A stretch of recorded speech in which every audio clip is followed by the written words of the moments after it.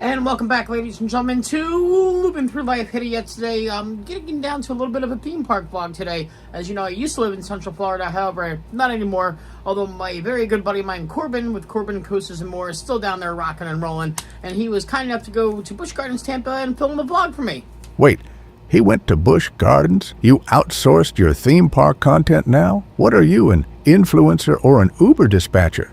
Listen, Ferris, I was busy. Come on now. Busy doing what? Losing fantasy football and Googling if mozzarella counts as a vegetable? Either way, guys, when it comes to the brews, the bites, the coasters, the animals, he literally covers it all. Roll the footage before your buddy realizes he deserves his own channel. Here today at Busch Gardens Tampa for the first time in a couple months. And they've got some summer stuff going on. They got Busch Gardens Wild Skies weekend drone show and firework. That's definitely new. They're actually open late even on Thursday. They're open till 9 o'clock, which is really good hours for Busch Gardens. Right now, Iron Gwazi says 30 minutes, which would not be too bad. It's a random Thursday trip, so didn't know how the lines were gonna be. Never seen Gwazi without a grouper, but nobody grouping people, so yeah, there's about 10 people in line. That probably is about 30 minutes for Gwazi. Nothing has improved here. I mean, it's going to be over a 3-minute dispatch for sure.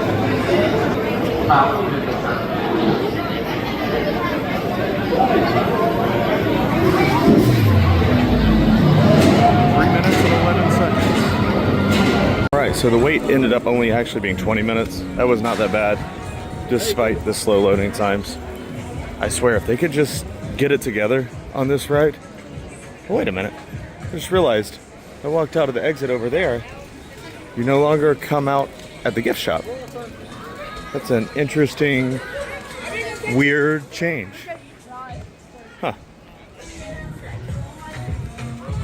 But anyway, yeah, if they could get their stuff together, they could really make this like always a short wait ride. If you want something that's never broken down and is always up and running, the Vacation Experience Center, if you want to go listen to a 2-hour timeshare presentation, they are always here for you. And I've never, ever, even during COVID, seen that shut down. Folks, this might be the only Chick-fil-A in the world without a line. I mean, maybe, just maybe, it's because a chicken sandwich is $10. But hey, no line. Interesting. Looks like the train is likely down today. Seeing as there's a crane sitting on it. It looks like it might be doing some work on Kumba. Are they making changes to Kumba? Are they painting? Who knows?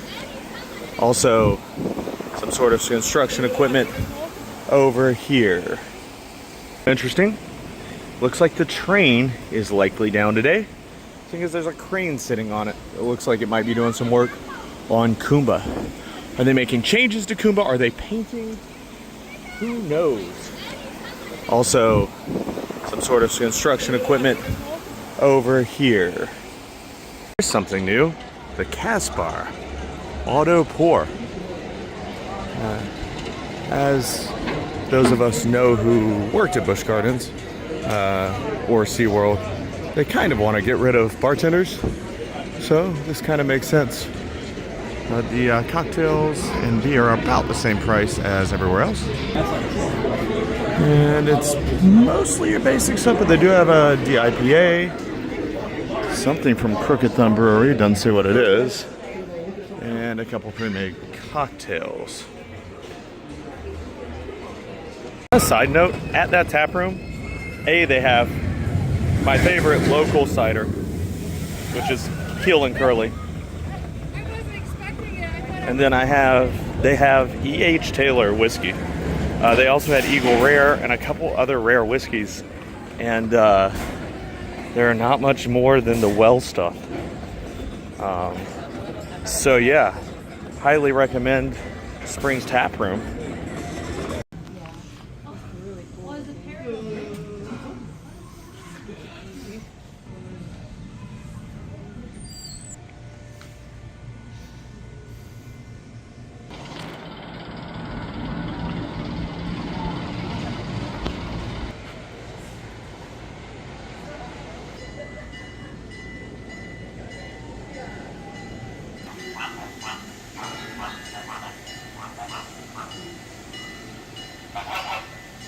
All right, ended up doing Montu before Cheetah Hunt actually because it was listed at 10 minutes and ended up taking about 20 because in the shocker of the century, it was a one train op, which kind of sucks.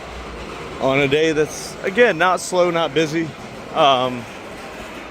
one train ops is always terrible. I don't care if it's the slowest day ever, especially on one of the best rides in the park. Like, I would put Montu top 3 in this park. I don't think that's controversial, right? You got Iron Gwazi, you got this, you got SheiKra. I mean, that's your top 3 right there. Even though it's getting pretty old. I mean, it's the best invert in the country, maybe in the world. And I have been on, I can't remember the Fantasialand, Black Mamba at Fantasialand. But looking at 15 minutes for Cobra's Curse, which is great and highly unusual. So we're gonna do this one as well. This is actually, man, this one might be my number 4 in the park over Tigress, just because it's so fun. There's actually a storyline. You get the Universal Studios level theming in the queue. It's actually an underrated ride. Is it intense? No. Is it amazing? The coaster itself? Not really. Not particularly. But the theming on this ride, I give them such credit for, especially because this was post Busch Gardens ownership, post Anheuser-Busch. And it's really the only ride since that they've tried with this level of theming. I mean, there's literally a live snake in the queue at a ride called Cobra's Curse. Can't see it at the moment. There's actually a reticulated python in this setting, which is really, I mean, it's kind of awesome. It's something that most theme parks don't really think about. Then they have this room. If there is one thing that I cannot stand, it is freaking dead ends at a theme park. And there's no sign for it, of course. They're doing some clear heavy construction work over there, but come on, put a sign. Let me know that I shouldn't walk over here. I guess Kumba is down for the day. But again, no signage, or I wouldn't have cared. Kumba kind of sucks. Anyway, if you disagree, make sure to comment. And if you do agree, or if you don't, go ahead and subscribe. This is an awesome channel. That's why I am filming for Ryan today. He does a good job with this channel. And trust me, I know. I used to have a channel myself. I had Corbin's Coasters and More. You can still go see the stuff that I filmed over there. It's still up. Most of it's still relevant. But it's not easy, especially he posts a lot of cool stuff. Every week he's posting stuff. So make sure to check out more.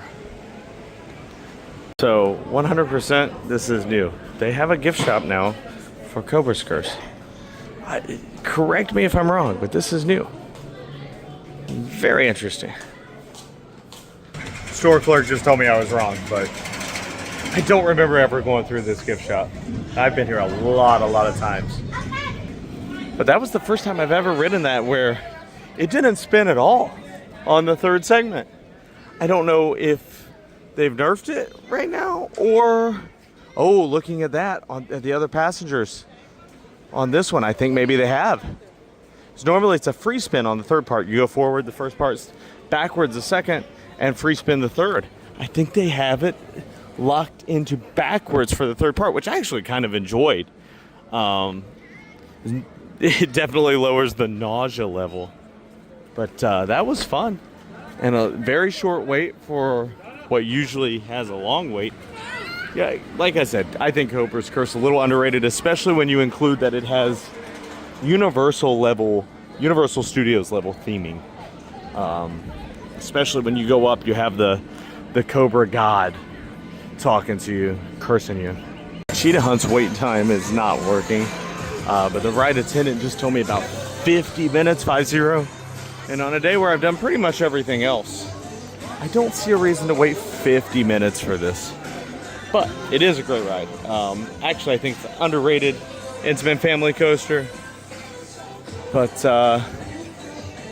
yeah, 50 is actually not that bad. If you've been here a bunch of times, you realize this coaster sometimes is a couple hour wait.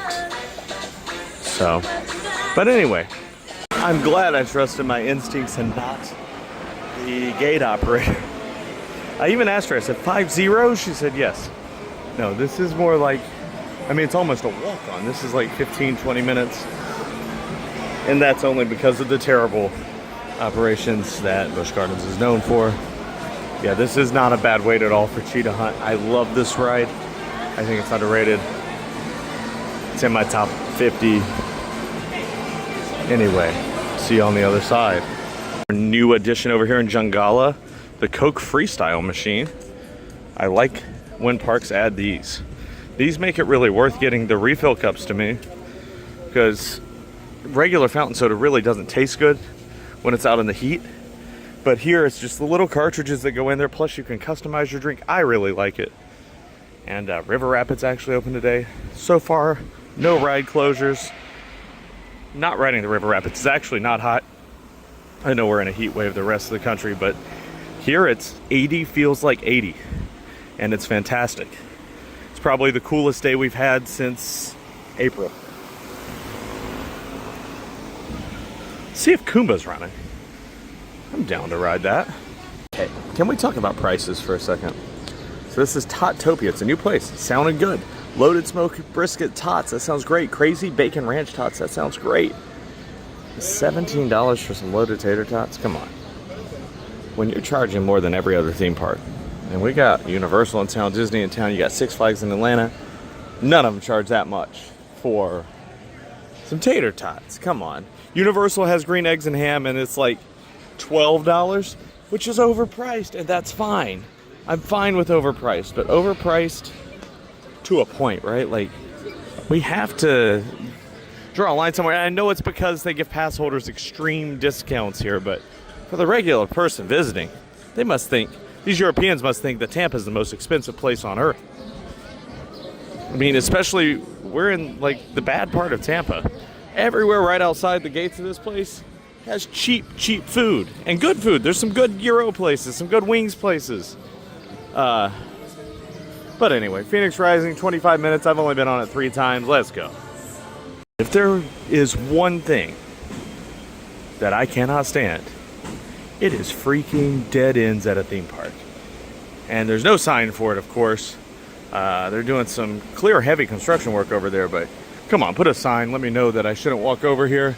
I guess Kumba is down for the day. But again, no signage, or I wouldn't have cared. Kumba kind of sucks. Anyway, if you disagree, make sure to comment. And if you do agree, or if you don't, go ahead and subscribe. This is an awesome channel. That's why I am filming for Ryan today. He does a good job with this channel. And trust me, I know. I used to have a channel myself. I had Corbin's Coasters and More. You can still go see the stuff that I filmed over there. It's still up. Most of it's still relevant. But it's not easy, especially he posts a lot of cool stuff. Every week he's posting stuff. So make sure to check out more. So it's about a 20-minute wait for the giant swing. And the good thing about a moderate wait like that is you get to finish your drink. You get time. So if you're with a family, you're not drinking, you're not having a solo Busch Gardens day with great drinks, which I've had. I've had a couple really good ciders, a really good whiskey, like I said. You can probably see it in my camera work, honestly. But medium weights are good if you're by yourself. If you're with a family, still not the worst. I haven't seen anything over 25 minutes today. Let's see what Cheetah Hunt is at right now. So it's about a 20-minute wait for the giant swing. And the good thing about a moderate wait like that is you get to finish your drink. You get time. So if you're with a family, you're not drinking, you're not having a solo Busch Gardens day with great drinks, which I've had. I've had a couple really good ciders, a really good whiskey, like I said. You can probably see it in my camera work, honestly. But medium weights are good if you're by yourself. If you're with a family, still not the worst. I haven't seen anything over 25 minutes today. Let's see what cheetah hunt is at right now. That ended up only being about 20 minutes. This is kind of a sad sight, but also optimistic. Hopefully something better goes in Scorpion's place. Nothing here currently. Last time I was here, it was still standing but not operating. It is completely empty. Camera's doing funky things, sorry. But, I mean, it looks like there may be, I mean, it was already flat. It looks like there may be flattening land. I mean, not sure what they're doing here. Maybe they put like a really good flat ride. Maybe they clear out some space with the log flume that nobody rides, and make a really big giga or something along those lines. That's always the dream, right? But yeah, 50-year-old Schwarzkopf no longer here, no longer anywhere. Just got torn down, melted down, I think. And right now we got a gravel lot. See what happens. I'm ending my day at the one, the only Iron Gwazi. One more time. And if you don't know, now you know. Night is the best time to ride this. It's had time to warm up. It is fantastic, and I was already running good several hours ago. The sign says 35 minutes. All of the times have been overestimated today, which I'll give them credit for. Usually it's the opposite way at this part. So, either way, I want to ride Iron Gwazi one more time. It is my number 3 coaster in the entire world. And I think it is fantastic. So, from Iron Gwazi, from Busch Gardens, this is Loopin' through life. Orion. I am Corbin. See us again next time. See you on the Midway. Today's episode of Looping Through Life is brought to you by the band Fictional Reality. Listen now on Spotify. Well,